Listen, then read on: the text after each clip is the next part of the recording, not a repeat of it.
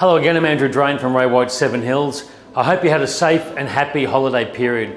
We might as well start with some good news. The actual rate of decline in home values decreased slightly in January from 1.1% to 1%.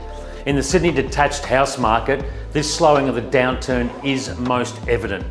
Sydney's median house price is now below $1 million to $999,278. Now for the rest of it. CoreLogic has recorded the fastest drop in value since it began in 1980. Sydney is now only 7.4% above pre-pandemic house price levels, with Melbourne surrendering all of its pandemic house price gains. However, all this has to be put into context. In recent years, property values experienced record increases in volume and speed. And believe it or not, values are just above pre-pandemic levels. Once interest rates pass their peak, it's possible that housing values will stabilise. There is no sugarcoating the news from the RBA for most mortgage holders though. But before I give you that news, I must say it's possible to lean into these tough economic conditions and make some adjustments. So let's plough on. CanStar forecasts a possible 6 more interest rate hikes as the RBA attempt to slow the swelling inflation rate. A 0.25% rate rise would add $498 to a $500,000 loan. So far, over the past 12 months, those servicing a mortgage of $500,000 have copped an extra $1,386 per month. Another concerning development is the fact that more than 800,000 households are set to suffer major mortgage repayment shock this year as they shift from cheap fixed rate loans to substantially more expensive variable rates. As the RBA believes inflation is public enemy number one, they'll use the only weapon they have, which is monetary policy, to bring it under control. However, what we don't want is for the RBA to overplay the interest rate gambit as they fight inflation and plunge the economy into a full-blown recession. A recession usually means mortgage holders begin defaulting on payments, which drags down consumer spending as debt increases. This forces the RBA to slash the cash rate and undo their tightening efforts to give an emergency boost to the economy. Right now, the RBA will hold off on raising the cash rate if inflation appears to come under control or if the economy slows. At the moment, the inflation rate, which hit 7.8% in December, is showing no sign of weakening.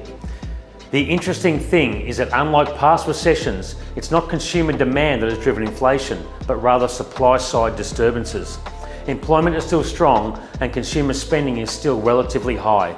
All this news comes as concerns grow that 2023 might be the year of the recession. Around the world, economies are fighting runaway inflation by tightening the cash rate. However, as Australia might have enough of a hedge against a really overwhelming recession, at some stage the RBA might ease the interest rates, perhaps after 2 or 3 more increases. The big banks are currently estimating that inflationary pressures will ease in late 2023 and early 2024, potentially prompting the RBA to relax its grip on the cash rate and pass along a series of cuts. Looking at rentals for a moment, there was a rise in rental growth in the capital cities in January. This is especially the case for unit rent as affordability pressures increase. There will be a possible surge in rental demand over the coming months as overseas students' numbers increase. Our advice for mortgage holders: still shop around for loans. Look for one that is low price as possible. Compare interest rate, loan features, levels of support.